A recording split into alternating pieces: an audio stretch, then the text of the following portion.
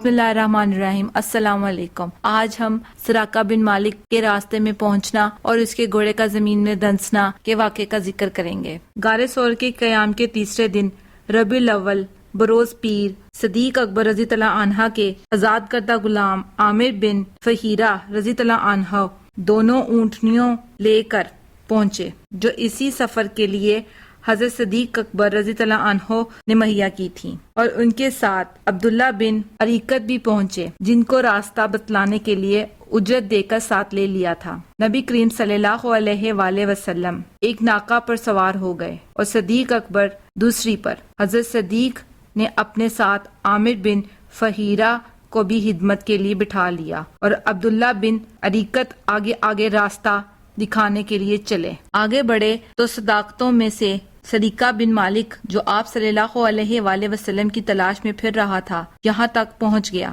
جب آپ صلی اللہ علیہ وآلہ وسلم کے قریب آیا تو اس کے گھوڑے نے ٹھوکر کھائی اور سریقہ گر پڑا، مگر پھر سوار ہو کر آپ صلی اللہ علیہ وآلہ وسلم کے پیچھے چلا جہاں تک کہ آپ صلی اللہ علیہ وسلم کی تلاوت قرآن کی آواز سنی۔ اس وقت صدیق اکبر بار بار مڑ کر اس کو دیکھتے، مگر آن حضرت صلی اللہ علیہ وآلہ وسلم نے اس کی طرف التفات ہی نہ کیا۔ جب زیادہ قریب آ گیا تو اس کے گھوڑے کے چاروں پاؤں زمین کے خشک اور سخت ہونے کے باوجود گھٹنوں تک اندر اتر گئے اور سریقہ دوبارہ زمین پر گر پڑا۔ اب ہر چند گھوڑے کو نکالتا ہے مگر وہ نکلتا نہیں۔ مجبور ہو کر رسول اللہ صلی اللہ علیہ وآلہ وسلم سے پناہ مانگی تو آپ صلی اللہ علیہ وآلہ وسلم ٹھہر گئے اور آپ کی برکت سے گھوڑا وہاں سے نکل آیا۔ جب گھوڑے کے پاؤں زمین سے نکلے تو پاؤں کی جگہ سے ایک دھواں اٹھتا ہوا دکھائی دیا۔ اس کو دیکھ کر سریقہ اور بھی زیادہ پریشان رہ گیا اور نہایت